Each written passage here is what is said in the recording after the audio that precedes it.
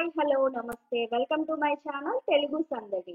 ఈరోజు ఎపిసోడ్లో భాగంగా ఇంట్లోనే హెన్నా పౌడర్ని ఎలా ప్రిపేర్ చేసుకోవచ్చు ఏంటి అనేది ఈ వీడియోలో క్లియర్గా మీతో షేర్ చేసుకోబోతున్నాను. అయితే మనము రెగ్యులర్గా హెన్నాని అయితే యూజ్ చేసేటప్పుడు మనకి మార్కెట్లో కూడా చాలా రకాల న్యాచురల్ హెన్నా పౌడర్స్ ఉన్నప్పటికీ కూడా మనం సొంతంగా ప్రిపేర్ చేసుకుంటే ఇంకొంచెం సాటిస్ఫాక్షన్గా అనిపిస్తుంది కదండి. అందుకోసమే ఈ వీడియోని అయితే మీతో షేర్ చేసుకుంటున్నాను. సో మీ దగ్గర గోరింటాకు చెట్టు ఉంటే ఆ గోరింటాకునైనా తీసుకోవచ్చు, లేదు అంటే మనకి ఇప్పుడు మార్కెట్లో కూడా ఇలాగా గోరింటాకునైతే అమ్ముతున్నారు కదండి, రైతు బజార్ అలాంటి వాటిల్లో. నేను ఇది 20 రూపాయలది తీసుకున్నాను అనమాట. సో రెగ్యులర్గా మీరు ఈ న్యాచురల్ హోమ్ మేడ్ హెన్నా పౌడర్ని యూజ్ చేస్తాం అనుకున్న వాళ్ళు కొంచెం ఎక్కువ మొత్తంలోనే తీసుకొని దీన్నైతే పౌడర్ లాగా ప్రిపేర్ చేసుకొని స్టోర్ చేసుకుంటే మనం ఎప్పుడు కావాలంటే అప్పుడు హెన్నానైతే మిక్స్ చేసుకోవచ్చు అనమాట. సో నేనైతే వీడియో పర్పస్ మీకు చూపించడానికి ప్రెజెంట్ అయితే ఇలా 20 రూపీస్ తీసుకున్నాను. సో మళ్ళీ తర్వాత తీసుకుంటాను అనమాట. సో దీంట్లో ఫస్ట్ ఏం చేయాలంటే ఏదైనా చెత్త ఆకులున్నా లేదు అంటే కొంచెం కాడలు అలాంటివి ఉంటాయి కదా, అవన్నీ తీసేసేయండి. దీన్నైతే 5 నుంచి 6 రోజుల పాటు ఎండబెట్టుకుంటే మనకి చక్కగా ఎండిపోతుంది.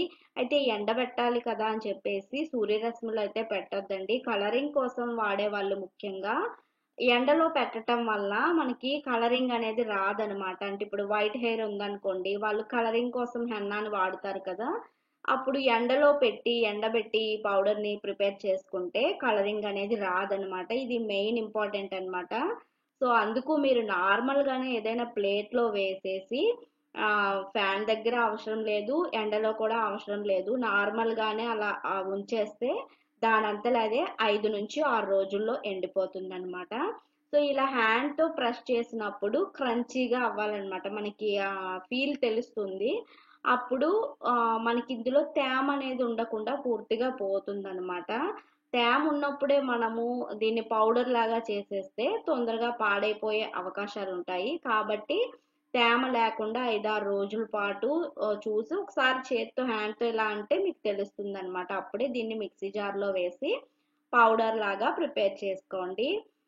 సో మనకి ఇప్పుడు ఒకేసారి వేస్తే కొంచెం ఎక్కువ అయ్యేటట్టు ఉంది. దీన్ని ఫస్ట్ కొంచెము మిక్సీ పట్టేసాక ఇంకొంచెం యాడ్ చేస్తే మనకి ఇప్పుడు పై వరకు ఉన్నట్లు ఉంటుంది, కానీ ఒకసారి మిక్సీ పట్టేస్తే కిందకి వెళ్ళిపోతుంది. సో 2 సార్లు యాడ్ చేసుకుంటూ మనము ఈ పౌడర్ని అయితే ప్రిపేర్ చేసుకుందాము.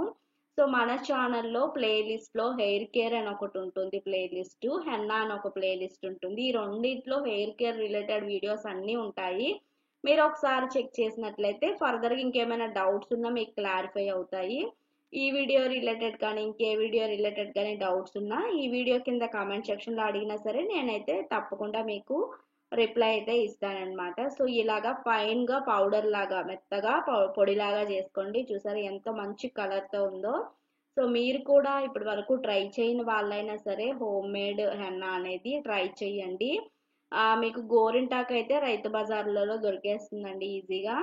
ఒకసారి తీసుకొని మీరు ఫస్ట్ టైం అయితే ఇలాగ తక్కువ అయినా తీసుకొని ట్రై చేయండి. మీకు బాగుంది అనిపిస్తే మళ్ళీ ఎక్కువ మొత్తంలో తీసుకొని ప్రిపేర్ చేసుకోవచ్చు అనమాట. సో ఇప్పుడు బాక్స్లో వేసి స్టోర్ చేసుకుంటే మనం ఎప్పుడు ఎలా కావాలంటే అలాగా హెన్నాని అయితే మిక్స్ చేసుకోవచ్చు. హెన్నా చాలా రకాలుగా మిక్స్ చేసుకోవచ్చు. ఆల్రెడీ మన ఛానల్లో చాలా వీడియోస్ ఉన్నాయి, ఒకసారి అయితే చూడండి. చాలా మంది వైట్ హెయిర్ బ్లాక్ హెయిర్గా అవ్వటానికి ఏంటి అని అడుగుతున్నారు. దానికోసం బెస్ట్ అయితే మాత్రం ఇండిగో పౌడర్ అండి. అది కూడా మన ఛానల్ ప్లేలిస్ట్లో హెయిర్ కేర్లో ఉంటుంది. నేను ఎండ్ స్క్రీన్లో కూడా యాడ్ చేస్తాను.